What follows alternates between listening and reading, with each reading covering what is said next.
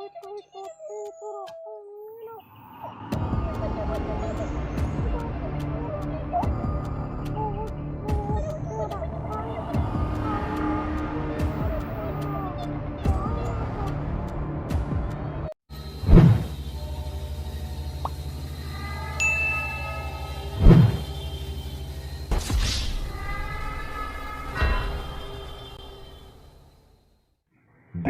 Hunter 18.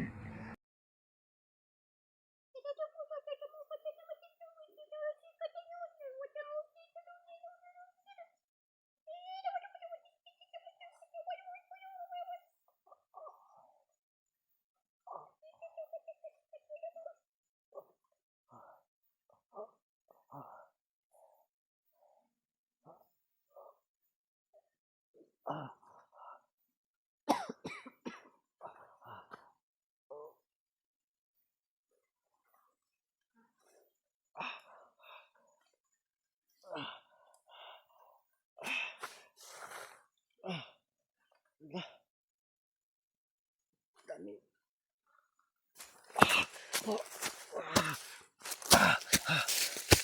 Idol, daming butas-butas yung sinina ko. Nangagisi mo yung idol.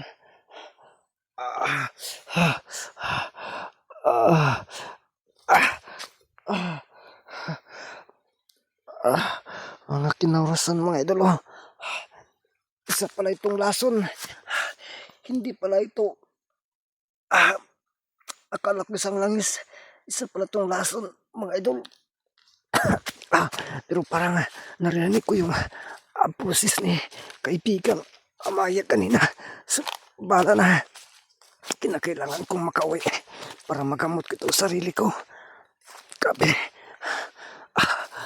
Dami. Ano na, gisi-gisi mga idol yung... grabe yung butas. Ang hait pa ng kanyang ano. Dito talaga napuruhan sa kabila mga idol. Ang tulis ng kanyang mga ano. Nagkakunis-kunis yung sanina ko mga idol. Kinakailangan kong makauwi. Pero naririnig ko yung ano. Yung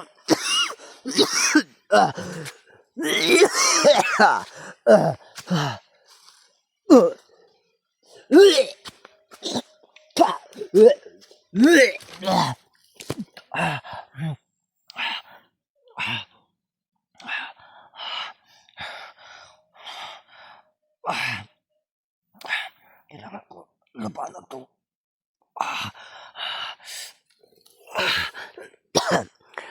Parang naririnig ko yung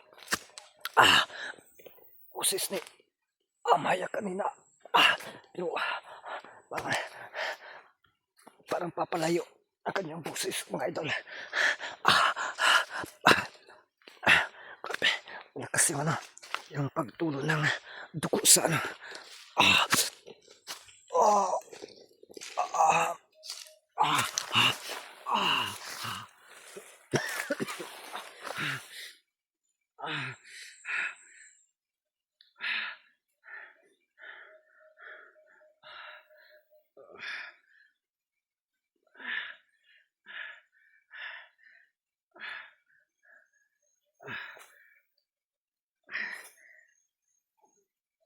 Bari na.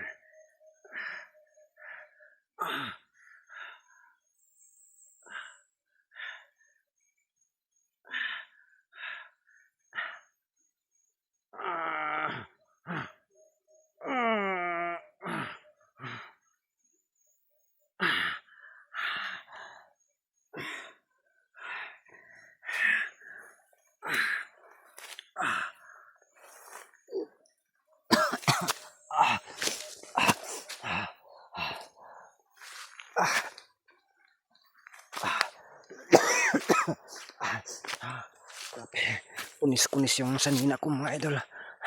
Kinakailangan ko talagang makauwi. Makalayo man sa lugar na to kasi ang hinala ko parang hinahabol ni kaibigang Amaya. Yung ano ba yan? manglanses na aswang. Kaya pagsisikapan ko kung umuwi. Parang kakaiba ang kanglason na nilagay niya sa ano ko. Sa yung sa buti na yan. Ang buong akala ko kasi is ano yan? Langis niya.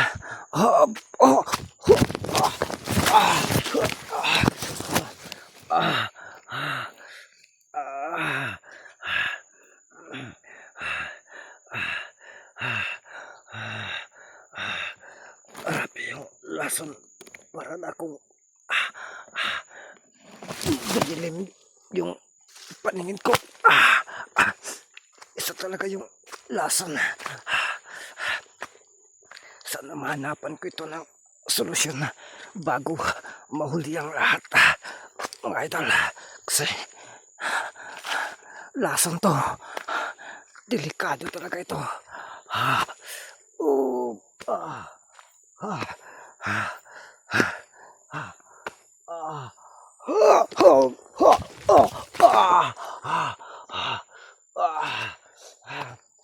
Amaya, Adam, tulungan niyo ako maalis tong lason na naamoy ko.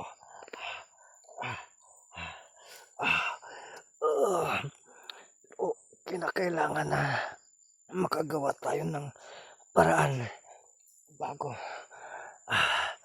Pero aasa tayo na darating sila at tutulong sa atin.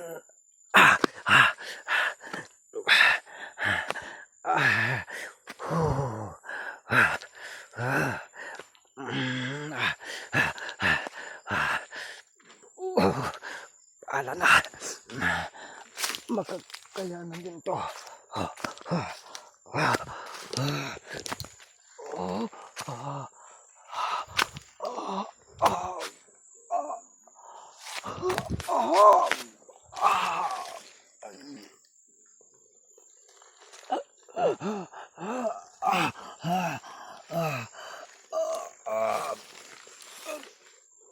Tayo pa rin tayo. Kahit mahirap.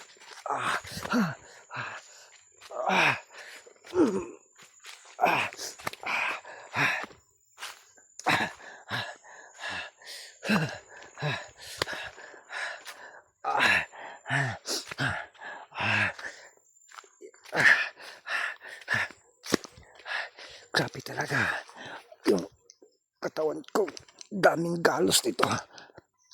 Buti na lang hindi na ano yung liig ko, tanging parang mga yung sa buktunan ko at sa parang may sa likod pa nito mga idol. Kasi yung sanina ko parang naggisi-gisi yan kanina talaga sa pag-atake niya.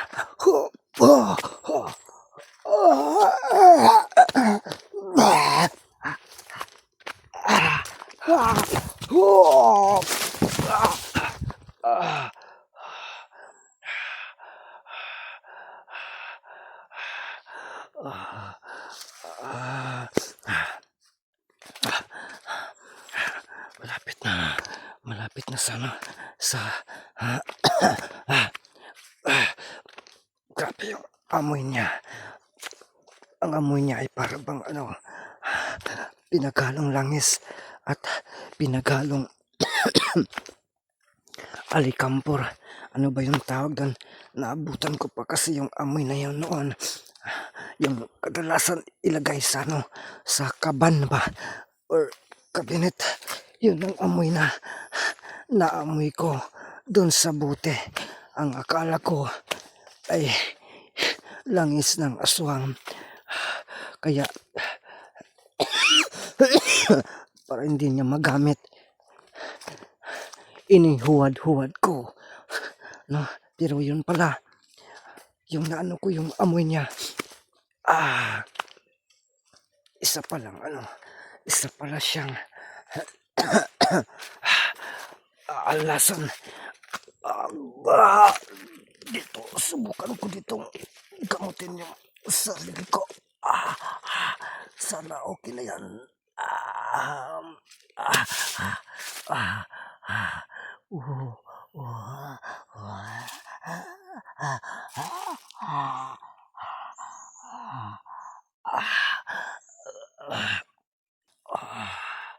ah, mm,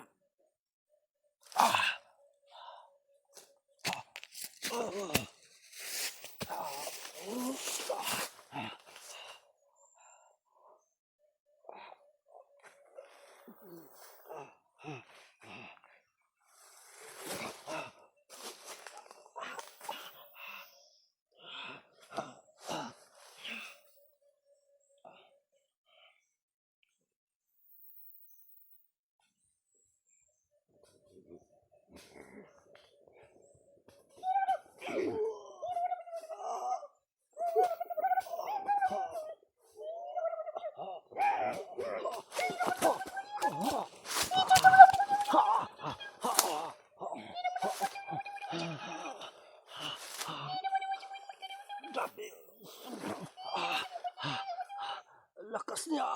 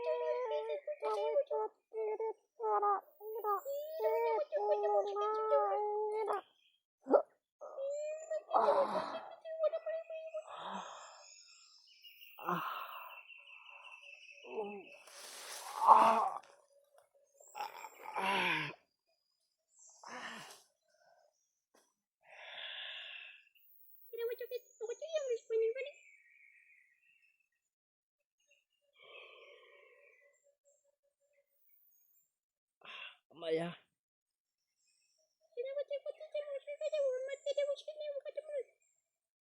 salamat sa pagtulong, Amaya. Si Ramson, siya yun kanina.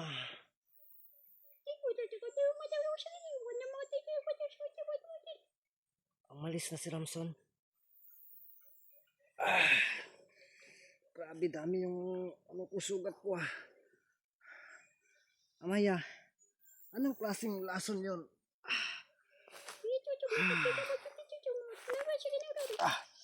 Salamat sa salamat talaga sa pagligtas niyo po sa akin, Amaya.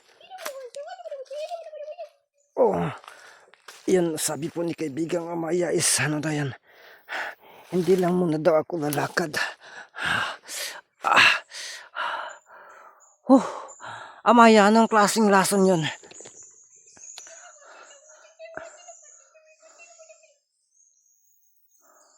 Sabi niya mga idol, grabe daw, napakalakas daw po yan na lason. Hindi lang basta-basta lason yan. Kaya daw nahirapan ako natanggalin kasi napaka yung napakalakas na orasyon ang nilagay dyan, no, sa hangin at tubig hinalo, kaya nahirapan ako. Kaya pala kanina ang bilis talaga yung lason sa katawan natin. Salamat, Amaya. So parang medyo gumagaan kaunti yung pakiramdam ko. Ano po yung okay na po ba ito?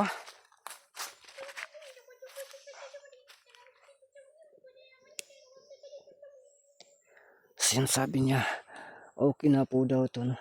Kasi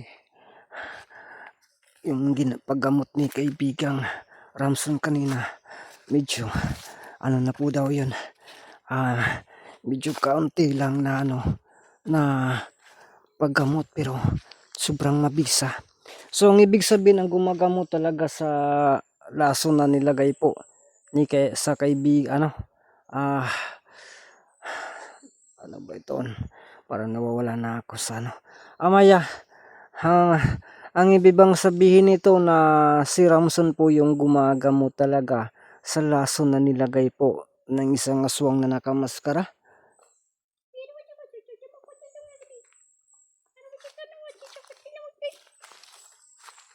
So yung sabi po niya na siya po talaga si Ramson ang gumagamot. Salamat po talaga kaibigang Amaya na ikaw din po yung nagbigay ng lakas kaagad at saka yung nawawala yung mga sugat sa katawan ko na natamo ko sa aswang na yon.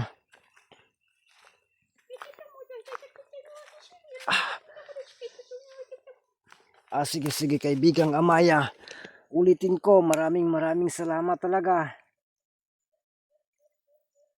Amaya,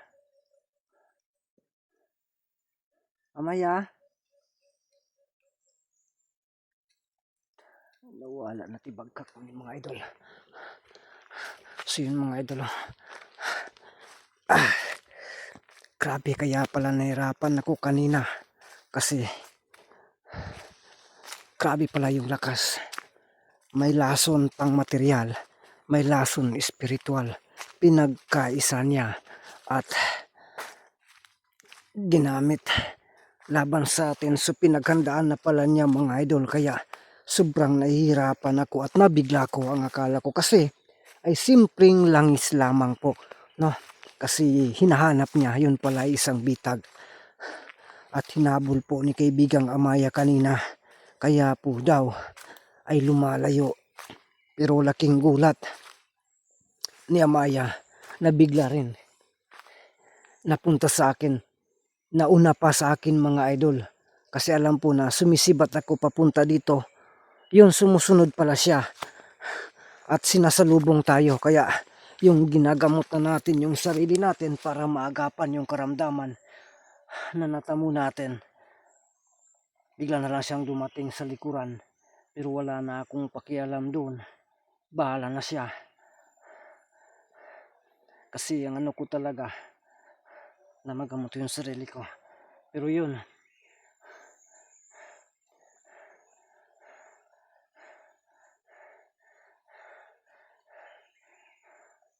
lakas talaga ng niya na makuha niya ako mga idol. Kaya siguro mga idol, i-off-cam ko na lang po ito para makalis ako dito at makauwi sa bahay. So maraming salamat sa mga kaibigan natin. Hanggang dito na lang itong video na ito. Kita-kita tayo sa susunod natin mga upload ng mga video mga idol, kasi nangihina pa rin ako.